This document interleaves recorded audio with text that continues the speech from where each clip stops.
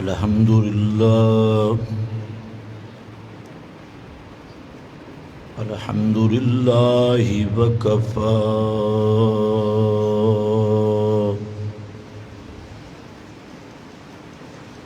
والصلاة والسلام على سيد الرسل على سيد الرسل وخاتم الأنبياء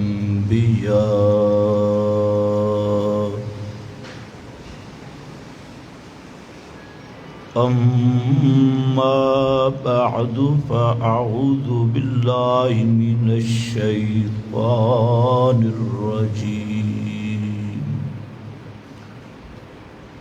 بسم الله الرحمن الرحيم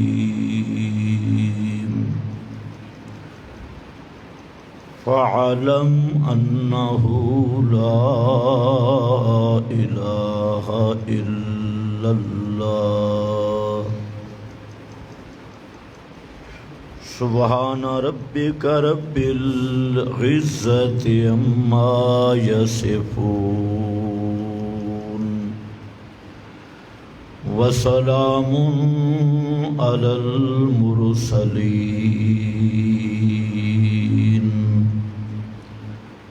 والحمد لله رب العالمين۔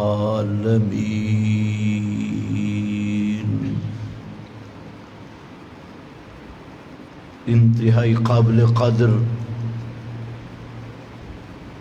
بزرگوں اور بھائیوں، یہ رمضان المبارک کا مقدس مہینہ اپنے اختتام کے قریب ہے۔ خوش نصیب انسان وہ ہے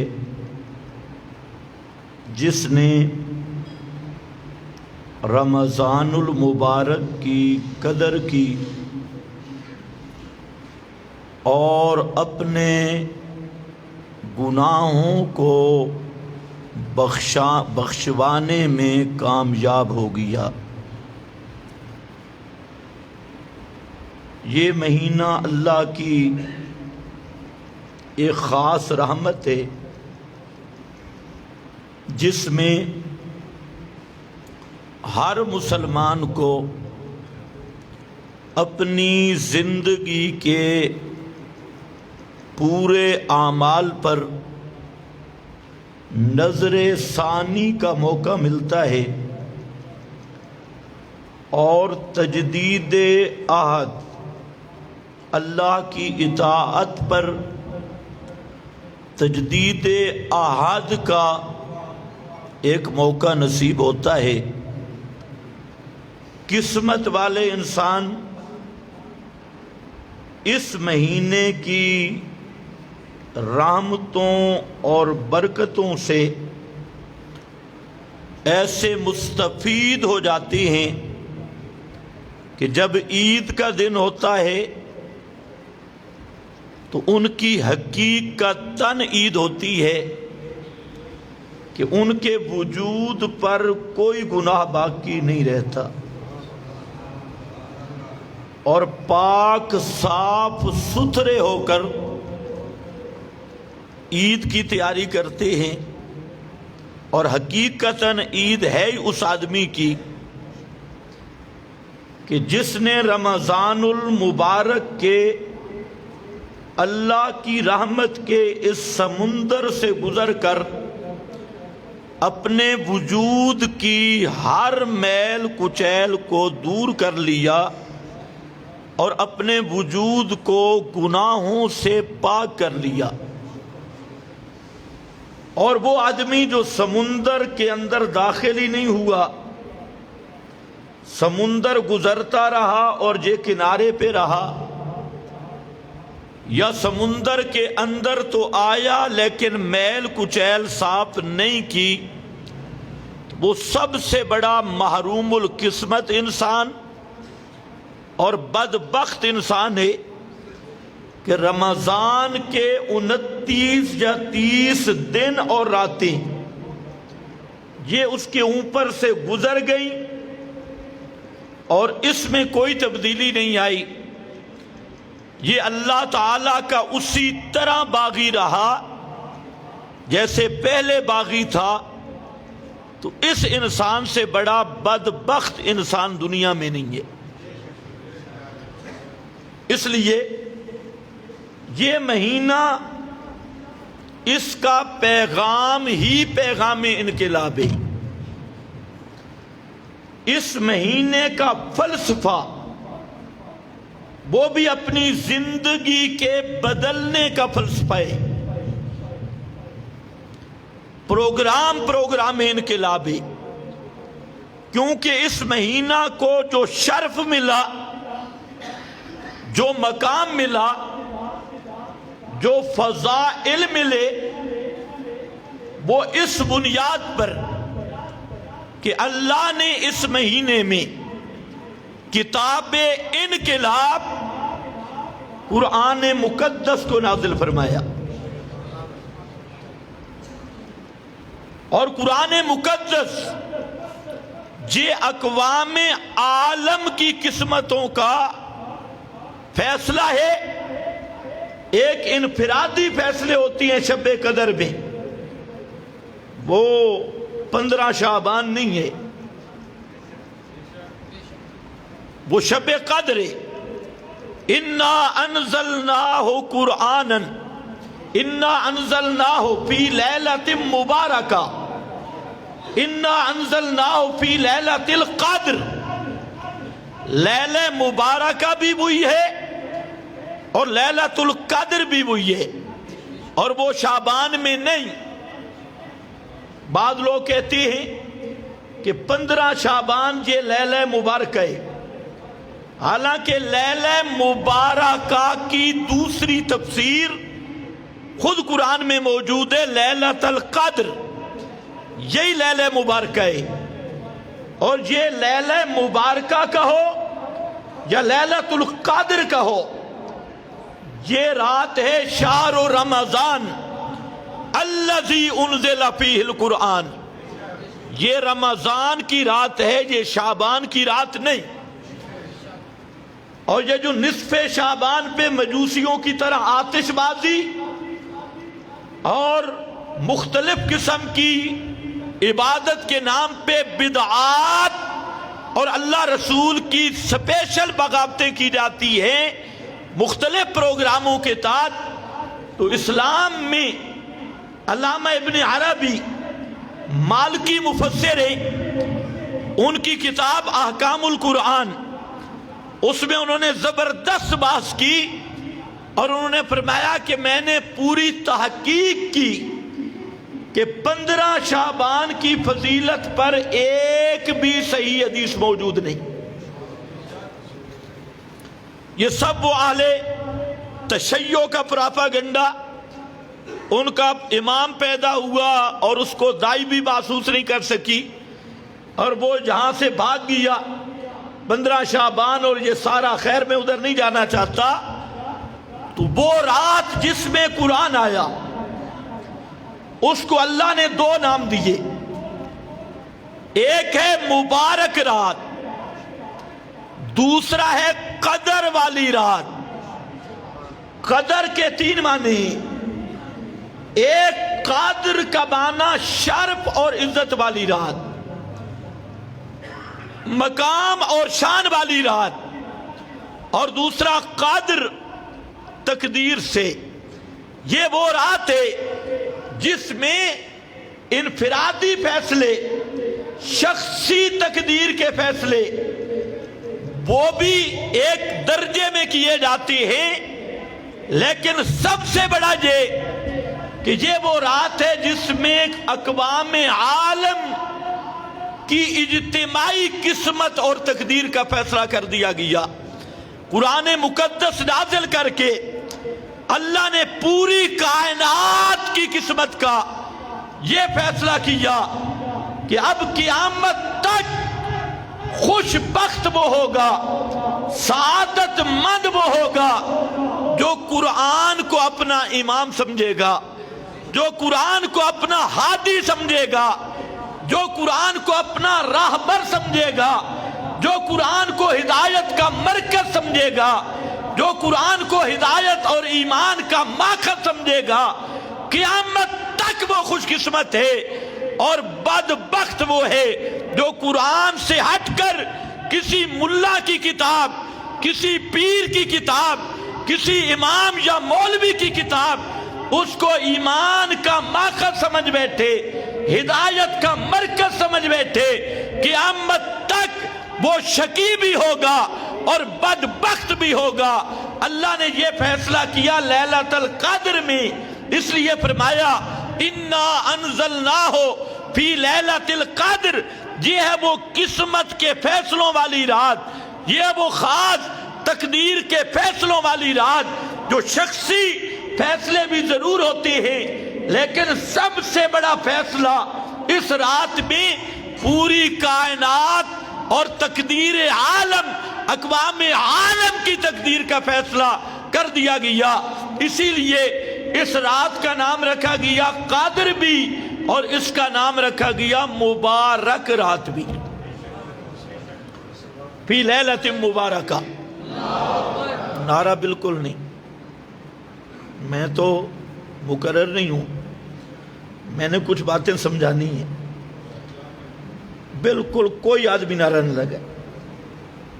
توجہ آپ فرمائیں، بس اتنا کافی ہے۔ ساری کائنات کی قسمت کا فیصلہ اسی رات میں کیا۔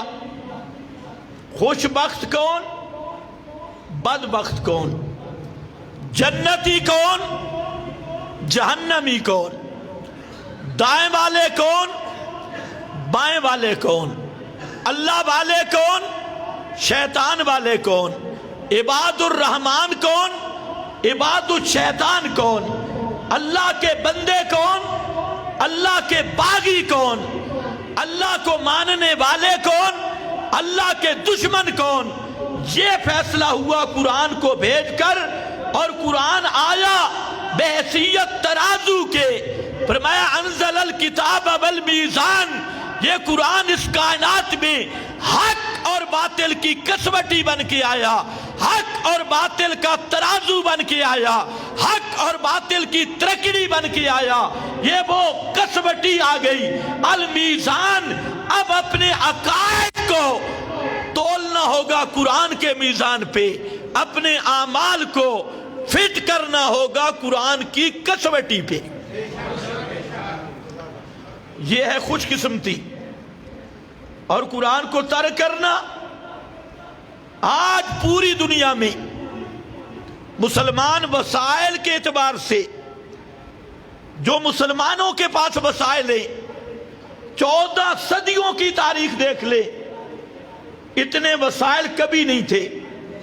آج جو مسلمانوں کے پاس افواج ہیں، 14 صدیوں کا مطالعہ کر لے، اتنی افواج کسی دور میں نہیں تھی۔ آج جو مسلمانوں کے پاس افرادی قوت ہے، دنیا کی تاریخ کا مطالعہ کر لے، ایسی افرادی قوت کسی زمانے میں نہیں رہی۔ وسائل کثرت کے ساتھ، افراد کثرت کے ساتھ، افواج کثرت کے ساتھ، ملک کثرت کے ساتھ، لیکن پورا عالم اسلام صلیب کی غلامی کرنے پہ مجبور، صہیونی طاقتوں کا، دجال اور طاغوتی نظام کی غلامی کرنے پر مجبور ہے۔ اس کی آخر وجہ کیا ہے؟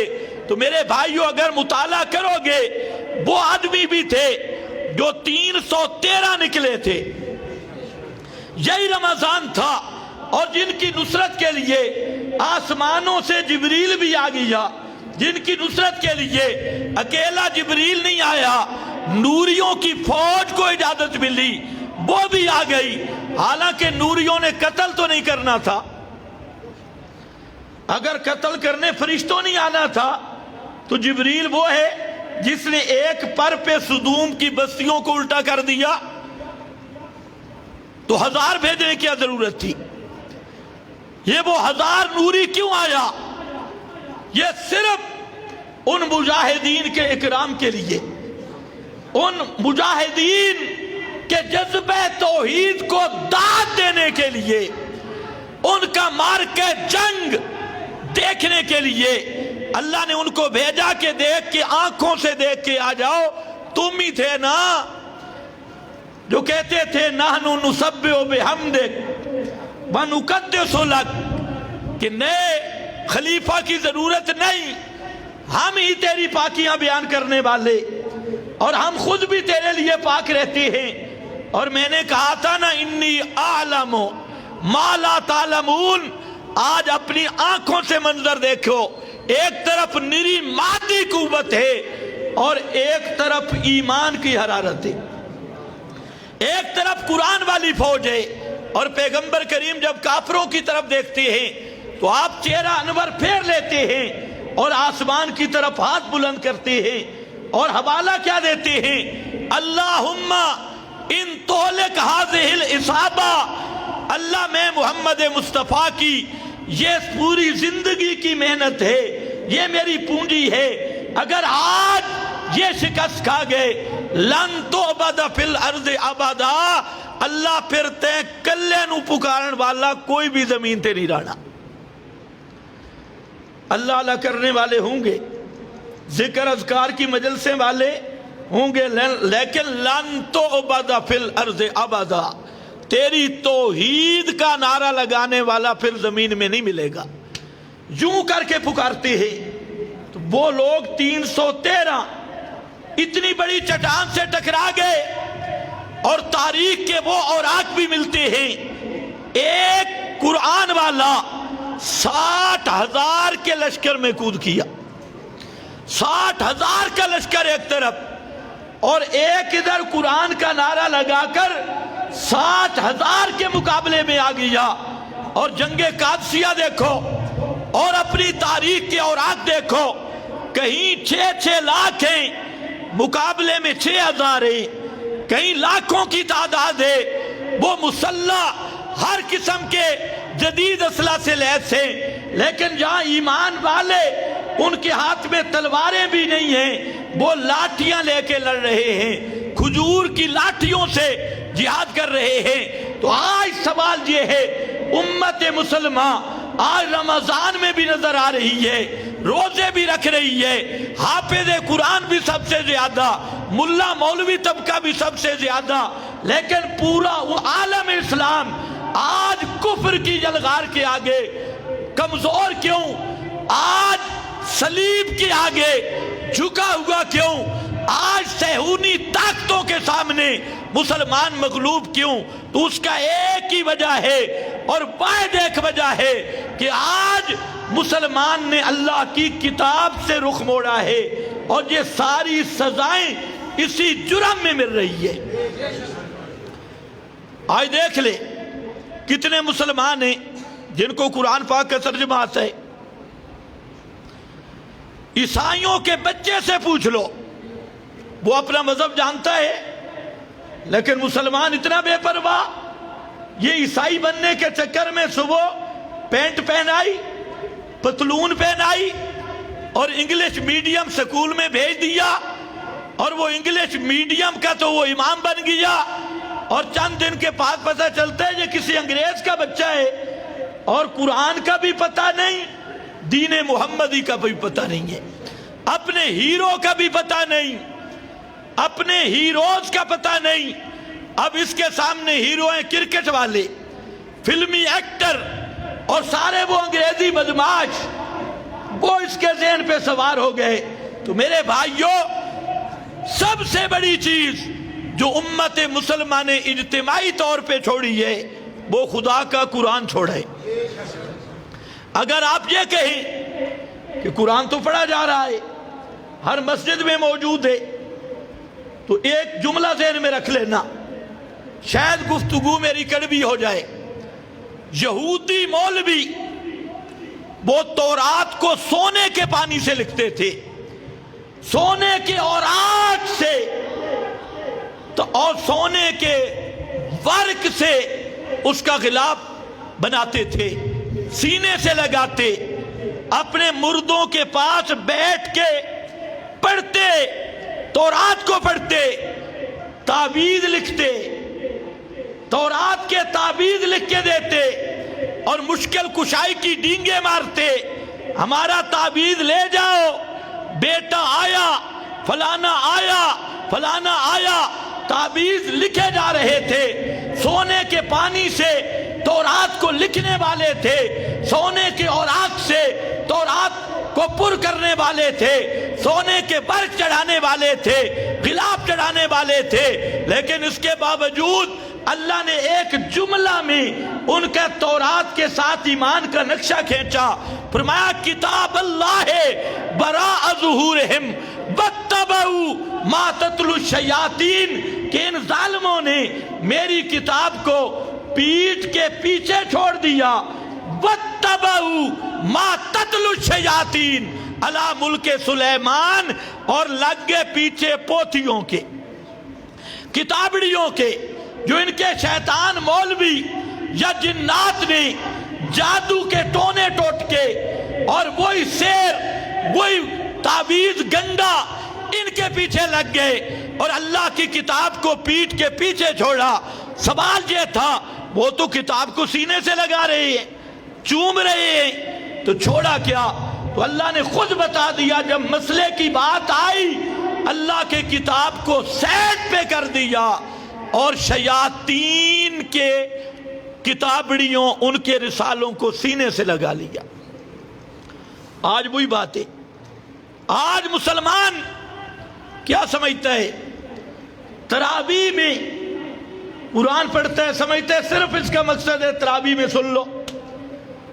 عدالت میں قرآن سر پہ اٹھاتا ہے اور جج فیصلہ انگریز کے قانون سے کرے گا۔ عدالت میں مسلمان کے سر پہ قسم کے لیے قرآن ہے اور جج کی قلم میں قرآن نہیں، جج کے قانون میں قرآن نہیں، اسمبلی میں تلاوت کے طور پہ قرآن ہے، اور جو اندر بیٹھے ہیں 360 بت، انہیں قرآن کی کوئی سورت پڑھنی بھی نہیں آتی، سورہ اخلاص نہیں پڑھ سکتے۔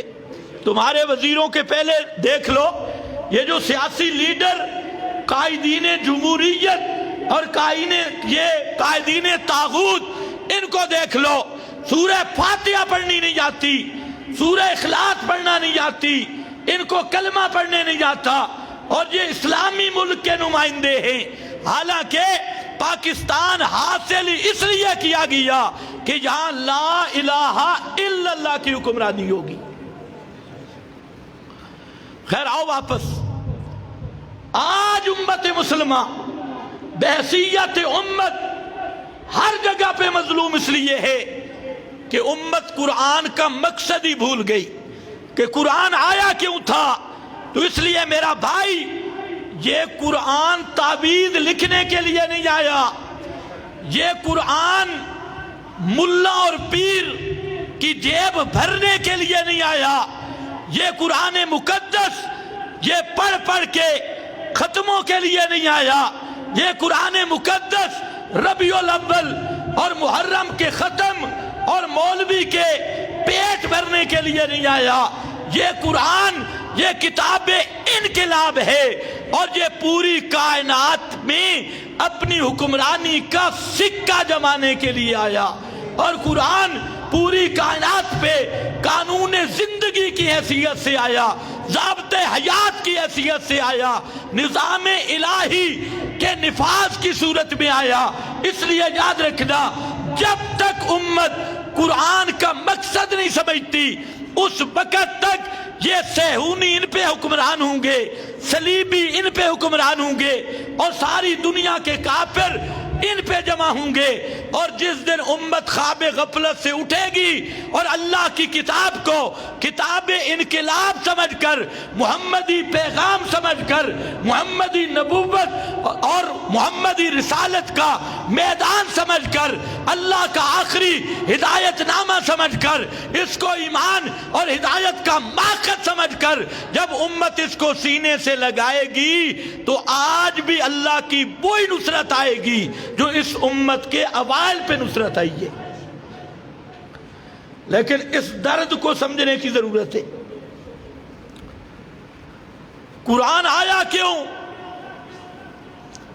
انقلاب قرآنی کا سب سے پہلی بنیاد، پہلا نقطہ اور پیغام محمدی کا سب سے پہلا نقطہ وہ یہ نقطہ ہے، وہ شروع جہاں سے ہوتا ہے، فَعْلَمْ أَنَّهُ لَا إِلَٰهَ إِلَّا اللَّهُ۔ فَعْلَمْ یہ ہے علم، فَعْلَمْ اس کا نام ہے علم، فَعْلَمْ علماء جانتی لا الہ الا اللہ۔ اللہ نے اپنے محبوب کو فرمایا میرے پیغمبر فَعْلَمْ، یہ ہے علم، اس علم کو سینے میں محفوظ کر۔ وہ علم کیا ہے؟ فَعْلَمْ أَنَّهُ لَا إِلَٰهَ إِلَّا اللَّهُ۔ اللہ کا پورا قرآن مقدس یہ وہ علم الہی کا خزانہ، اس پورے قرآن کے علوم کا خلاصہ وہ ہے لا الہ الا اللہ۔ اور یہ وہ مقام تھا جس میں فعلم پہلے ہے، لا الہ الا اللہ بعد میں ہے، اور فرمایا میرا پیغمبر سمجھنے والا مسئلہ، جاننے والا مسئلہ، جس مسئلے کا علم یہاں امر کا صیغہ ذکر کیا، ہر مکلف پہ سیکھنا واجب ہے، ہر مرد پہ سیکھنا فرض ہے، ہر عورت پہ سیکھنا فرض ہے، ہر مسلمان پہ سیکھنا فرض ہے، ہر کلمہ گو پہ سیکھنا فرض ہے۔ پوری کائنات کے لیے نجات کے طور پہ جس کا سمجھ کے اقرار کرنا فرض ہے وہ ایک ہی جملہ ہے لا الہ الا اللہ محمد الرسول اللہ۔ اسی کا بیان ہے، اسی کا بیان ہے۔ جملہ کیا ہے؟ لا الہ الا اللہ۔ اب ذرا میرے ساتھ بولو گے، نہ نعرہ نہ سبحان اللہ، لیکن سبق دہرانا ہے لا الہ الا اللہ۔ میں کہتا ہوں خدا کی قسم اگر یہ جملہ سمجھ آ جائے، 7 لاکھ انبیاء کے علوم تم نے سینے میں محفوظ کر لیے، یہ جملہ سمجھ آ جائے، تورات انجیل زبور قرآن مقدس کے سارے علوم تمہارے سینے میں آ گئے، لیکن صرف طوطے کی طرح پڑھنا نہیں، اس جملہ کو سمجھ کے پڑھنا، اس کو جان کے پڑھنا، عقیدہ رکھ کے پڑھنا۔ اور عقیدہ تب ہوگا کہ پہلے سمجھو، پہلے علم ہو۔ اس کے میں 3 معنی عرض کرنے لگا ہوں اور تینوں معنی سمجھنے ضروری ہے۔ لا الہ الا اللہ ایک وہ معنی جو آپ نے یاد کیا ہوا ہے وہ میں نے سمجھانا ہے۔ کیا ترجمہ کرتے ہو؟ اللہ کے سوا عبادت کے لائق، بولو شاباش، اللہ کے سوا، میں نے سبق پڑھانا ہے، تقریر نہیں کرنی۔ اللہ کے سوا عبادت کے لائق کوئی نہیں۔ عبادت کیا ہے؟ بس یہاں بریک کے فیل۔ مولوی بھی اتنا معنی بیان کرتا ہے، اللہ کے سوا عبادت کے لائق کوئی نہیں، تو الہ بھی عربی، عبادت بھی عربی، عربی کا ترجمہ عربی میں کر دیا، تو تم پنڈی والوں کو کیسے سمجھ آئے گا الہ کس کو کہتی؟ الہ عربی تھا، اور عبادت بھی کیا ہے؟ بولو یار، عبادت بھی کیا ہے؟ قرآن سے بتاؤ۔ ان الذین یستکبرون عن عبادتی، قرآن عربی، عبادت بھی عربی۔ ضرورت اس بات کی ہے کہ ہم نے اپنی بولی میں سمجھنا ہے کہ الہ کا معنی کیا ہے۔ یہ معنی صحیح ہے، اللہ کے سوا عبادت کے لائق کوئی نہیں، لیکن عبادت کس چیز کا نام ہے؟ کوئی اس سے آگے چلے گا وہ کہہ دے گا اللہ کے سوا بندگی کے لائق کوئی نہیں۔ بندگی فارسی ہے، عبادت عربی ہے، تمہاری بولی میں الہ کس کو کہتی ہے؟ توجہ ہے میری طرف؟ پوری توجہ سے بیٹھنا ہے۔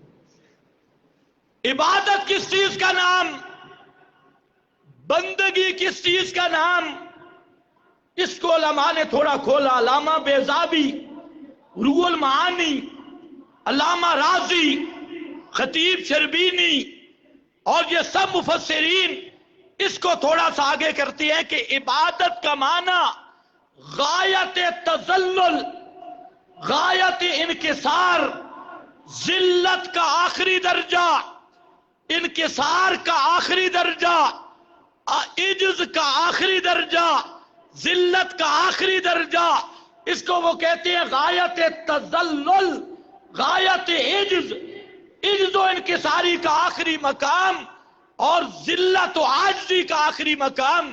لیکن یہ باتیں سمجھنے والی کہ عاجزی کا آخری درجہ، ذلت کا آخری درجہ، اس کا کیا مطلب ہے؟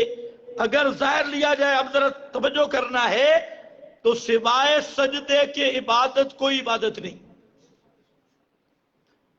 کیونکہ ذلت کی انتہا کہاں ہوتی ہے؟ سجدے میں۔ جب آدمی جبین زمین پہ رکھ دیتا ہے تو اس سے آگے عاجزی کا کوئی درجہ نہیں۔ اگر عبادت ہے عاجزی کے آخری نقطے کا نام، آخری درجے کا نام، تو پھر سجدہ کے علاوہ کوئی عبادت نہیں۔ بات سمجھ رہے ہو میری؟ پھر سجدہ کے علاوہ کوئی عبادت نہیں۔ حالانکہ ہم نے شریعت دیکھی، یہاں پر تو ہنسنا بھی عبادت ہے، یہاں پر تو آکڑنا بھی عبادت ہے، مشرک کے سامنے سینہ اکڑانا،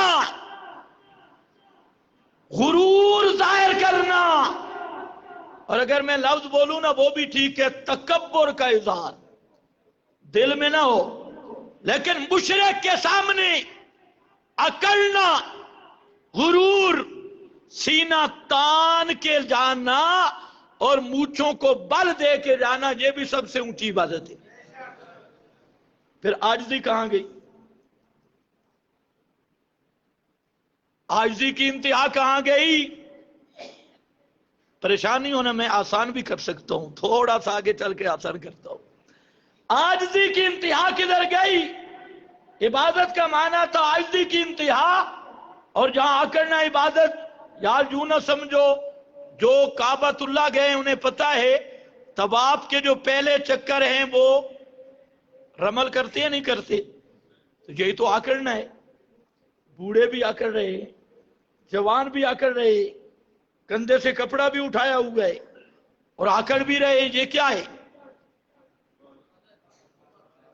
اور ہے کیا؟ آکڑ۔ یہ ہے آکڑ۔ صحابہ آئے، مشرکین نے کہا یہ تو کمزور ہو گئے، اللہ کے رسول نے فرمایا سینہ تان کے چلو۔ مشرک کو پتا چلے کوئی کمزوری معاہدوں میں نہیں آئی، یہ مشرک کے سامنے سینہ تان کے چلنا یہ سب سے اونچی عبادت ہے۔ تمہاری تہجد سے بھی بڑی عبادت ہے، تمہاری نفلوں سے بھی زیادہ بڑی عبادت، کہ مشرک اور بدعی کو اپنا رعب دکھلانا، اس کے سامنے اکڑنا، اس کے سامنے اظہار تکبر کرنا، یہ ہر نفل سے اونچی عبادت، تہجد سے اونچی عبادت، ذکر و اذکار تنہائی سے اونچی عبادت، تو پھر عاجزی کہاں گئی؟ عبادت تو عاجزی کا نام ہے۔ تو اس لیے یاد رکھو، تذلل دو طرح ہیں، ایک ہے تذلل اعضاء کا، جس کو کہتے ہیں تذلل جوارے، ہاتھوں کا، گھٹنوں کا، ماتھے کا، اور ایک ہے تذلل قلبی، دل کا تذلل۔ دل کا تذلل کہتی ہے عقیدہ کو، یہاں وہ عاجزی نہیں کہ جو جوارے سے عاجزی کی جائے، یہاں وہ عاجزی نہیں۔ اگر وہ عاجزی ہو پھر اکڑنا عبادت نہیں، اگر وہ عاجزی اعضاء والی ہو پھر سجدے کے علاوہ کوئی عبادت نہیں، حالانکہ قیام عبادت، دوڑنا عبادت، چلنا عبادت، اکڑنا عبادت، سونا عبادت، لیٹنا عبادت، ہنسنا عبادت، رونا عبادت، یہ ساری چیزیں عبادت میں آ رہی ہے، تو وہ تذلل اور عاجزی ہے دل کی، جس کا نام ہے عقیدہ۔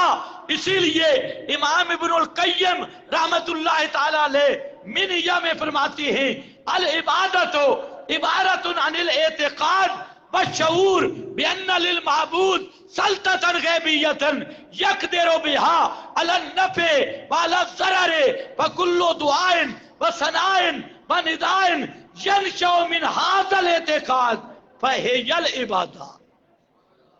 فهي العبادة، عبادت نام سجدوں کا نہیں، عبادت نام رکوع کا نہیں، عبادت نام ٹکرے مارنے کا نہیں، العبادت عبارت عن الاعتقاد، عبادت نام ہے عقیدے کا۔ عبادت کی شروعات ہوتی ہے عقیدہ سے، کسی ہستی کو ما فوق الاسباب سننے والا ماننا، کسی ہستی کو ما فوق الاسباب جاننے والا ماننا، کسی ہستی کو ما فوق الاسباب متصرف ماننا، یہ عقیدہ وہ ہے جس سے عبادت شروع ہوتی ہے۔ بغیر اسباب کے سننے والا کسی کو ماننا، بغیر اسباب کے جاننے والا کسی کو ماننا، بغیر اسباب کے تصرف کرنے والا کسی کو ماننا، یہ العبادت عبارت عن الاعتقاد، یہ پہلا معنی ہے۔ اگر یہ عقیدہ رب کے لیے رکھا کہ میرا اللہ بغیر اسباب کے ہر ایک کی پکار کو سننے والا ہے، تو یہ عقیدہ رب کی عبادت ہوگا، اور اس عقیدے کے تحت کل دعائن و ثنائن و ندائن ینشأ من ھذا الاعتقاد، جو اس عقیدے کی بنیاد پہ رونا ہو وہ رونا عبادت، اس عقیدے کی بنیاد پہ ہنسنا ہو وہ ہنسنا عبادت، اس عقیدے کی بنیاد پہ آواز دینا ہو وہ آواز دینا عبادت، اور اس عقیدے کی بنیاد پہ اکڑنا ہو وہ اکڑنا عبادت۔ لیکن وہ ہے کیا عقیدہ؟ عقیدہ کیا؟ بغیر اسباب کے سننے والا کون؟ بغیر اسباب کے جاننے والا کون؟ بغیر اسباب کے تصرف کرنے والا کون؟ اگر یہ عقیدہ رب کے بارے میں رکھا تو یہ رب کی عبادت ہے، اور اگر یہی عقیدہ حضرت علی کے بارے میں رکھا تو یہ حضرت علی کی عبادت ہوگا عبادت۔ اس کا نام رکھ توسل، اس کا نام رکھ عشق، اس کا نام رکھ حب علی، اس کا نام رکھ حضرت علی سے یاری۔ لیکن جب حضرت علی کے متعلق عقیدہ رکھا کہ حضرت علی بھی ما فوق الاسباب میری پکار کو سنتا ہے، ما فوق الاسباب میرے حالات کو جانتا ہے، ما فوق الاسباب میری مشکلیں حل کر سکتا ہے، اس کا نام توسل رکھ، تب بھی علی کی عبادت۔ اس کا نام وسیلہ رکھ، تب بھی علی کی عبادت۔ اس کا نام تقرب رکھ، تب بھی علی کی عبادت۔ اس کا نام یاری رکھ، تب بھی علی کی عبادت۔ اس کا نام تبلا رکھ، تب بھی علی کی عبادت۔ اور جب علی کی عبادت کرے گا تو لا الہ الا اللہ کا انکار ہوگا۔ اور اگر یہی عقیدہ رکھا امام الانبیاء کے بارے میں کہ حضرت سید الانبیاء صلی اللہ علیہ وسلم بغیر اسباب کے میری بات کو سنتے ہیں، پنڈی سے یا مدینہ منورہ سے، مدینہ منورہ سے یا مسجد نبوی کی حدود سے یا روضہ اقدس سے، بغیر اسباب کے میرے حالات کو جانتے ہیں، میرے سفر کے حالات کو جانتے ہیں، میری پکاریں سنتے ہیں، اور اس عقیدہ کے تحت وہاں پر کہتے ہیں اللہ کے رسول ادعو لنا، میرے لیے دعا کر پنڈی میں میری دکان نہیں چل رہی، فلاں نہیں چل رہا، مجھے پتا ہے آپ حاجت روا بھی نہیں، مشکل کشا بھی نہیں، میں پکا دیوبندی بن کے آیا ہوں، لیکن صرف میرا عقیدہ ہے یہاں سے آپ سنتے بھی ہیں، سفارش کرتے بھی ہیں، کعبہ کے رب کی قسم اس دیوبندی اور ابو جہل کے عقیدے میں ایک سوتر کا فرق بھی نہیں ہے۔ جیسے وہ مشرک تھا اسی طرح یہ بھی مشرک ہے۔ بغیر اسباب کے سننے والا کون ہے؟ بغیر اسباب کے جاننے والا کون ہے؟ بغیر اسباب کے تصرف کرنے والا کون ہے؟ اگر یہ عقیدہ رب کے لیے رکھا تو پھر تیری ہر حرکت رب کی عبادت بنے گی، اور اگر یہ عقیدہ کسی پیر فقیر زندہ مردہ حتیٰ کہ جبرائیل میکائیل کے لیے بھی رکھا تو پھر یہ غیر اللہ کی عبادت ہوگی اور لا الہ الا اللہ کا انکار ہو جائے گا۔ یہ پہلا معنی ہے لا الہ۔ اب سمجھ آئی عبادت کس کا نام ہے؟ عبادت نام ہے تذلل اعتقادی کا۔ بولو کیا کہہ رہا ہوں؟ تذلل، تذلل یہ لفظ یاد کر لو، ویسے تو ماشاءاللہ سارے مواحد ہیں۔ تذلل اعتقادی عقیدے کا نام ہے۔ نمبر 2، عبادت کا معنی پیغمبر کریم نے کیا، اور عبادت کا معنی فرمایا الدعاء مخ العبادہ، الدعاء مخ العبادہ۔ اگر تو بریلوی ہے، پیر کرم شاہ کی تفسیر ضیاء القرآن اٹھا، تبیان القرآن غلام رسول سعیدی کی تفسیر اٹھا لے، اس نے صاف لکھا کہ الدعاء مخ العبادہ، یہ فرمان رسول ہے۔ اور اگر کوئی اہل تشیع ہے، اپنی کتابیں اٹھا، اپنی تفسیریں کنز اٹھا لے، جامع البیان اٹھا لے، یا اس ڈھگو کی اصول شریعہ اٹھا لے، امام زین العابدین کہ مناجات اٹھا لے، موسیٰ کاظم کا اٹھا لے، اب اور امام جعفر صادق کا اٹھا لے، سب کے سب ائمہ سے یہی بات آئی الدعاء مخ العبادہ۔ ساری عبادتیں پیچھے، ساری عبادتوں کا مکھن، خلاصہ، لب لباب اور اصل والا جو چیز مغز ہے وہ ہے اللہ کو حاجتوں میں پکارنا، مشکلوں میں پکارنا، حاجات میں پکارنا۔ یہ سب سے اونچی عبادت، سب سے اعلیٰ عبادت، سب سے افضل عبادت، سب سے مخل عبادت۔ جس طرح غیر کا سجدہ کرنے والا، سجدہ اللہ کی عبادت، غیر کا سجدہ کرے گا کیا بنے گا؟ مشرک۔ کیا بنے گا؟ مشرک۔ نظر نیاز اللہ کی عبادت، غیر کے نام کی نظر نیاز دے گا کیا بنے گا؟ مشرک۔ لیکن یہ کم مشرک ہے، قبر کا سجدے کرنے والا اتنا بڑا مشرک نہیں ہے، مشرک، لیکن صرف سجدہ کرنے والا اتنا مشرک نہیں جتنا غیر اللہ کو پکارنے والا مشرک ہے۔ اس پہ ذرا توجہ کرنا، کیونکہ حاجتوں میں اور مشکلوں میں پکارنا یہ سب سے اونچی عبادت ہے، سب سے اعلیٰ عبادت۔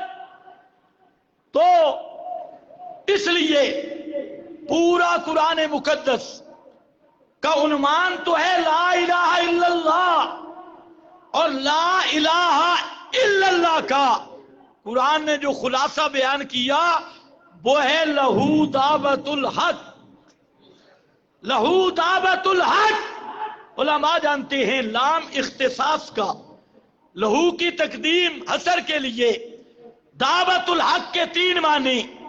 ایک معنی یہ ہے اللائق بالدعا، معنی یہ ہے صد سور پکار کے لائق ہونا۔ لہو یہ صرف اللہ ہی کا خاصہ ہے، اللہ کی پکار میں کوئی دوسرا شریک نہیں۔ یہ ہے لا الہ الا اللہ کا خلاصے والا ترجمہ، لہو دعوت الحق۔ اور پورا قرآن دیکھیں، اللہ نے 25 مسائل پر قرآن میں کفر کا فتویٰ دیا ہے۔ کتنے مسائل پر؟ 25 مسائل وہ ہیں کہ کسی مفتی سے تصدیق کی ضرورت نہیں، کسی عالم کی تصدیق کی ضرورت نہیں، عالم اپنا ایمان بچانے کے لیے ان 25 فتووں کی تصدیق کرنے پر مجبور ہے۔ ان میں ایک فتویٰ سورۃ الاحقاف کی شروع میں ہے، اور فرمایا وَمَنْ أَضَلُّ مِمَّنْ يَدْعُو مِن دُونِ اللَّهِ، اس سے بڑا کافر کوئی نہیں، ممن وہ آدمی، یدعو من دون اللہ، جو اللہ کے سوا کسی غیر کو پکارے۔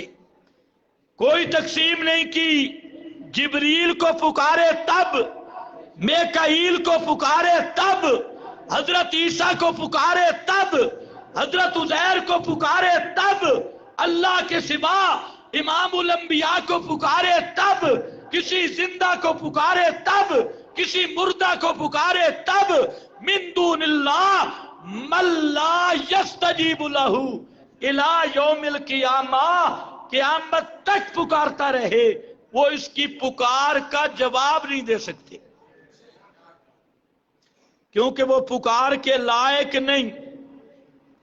پکار کے لائق وہ ہے قال ربکم ادعونی استجب لکم، یہ ہے پکار کے لائق، مجھ کو پکارو، مجھ کو۔ پکار کے لائق کا کیا معنی؟ اور مجھے پکارو گے، پکار پر نتیجہ مرتب ہوگا، اور جس کو بھی پکارو گے وما دعاء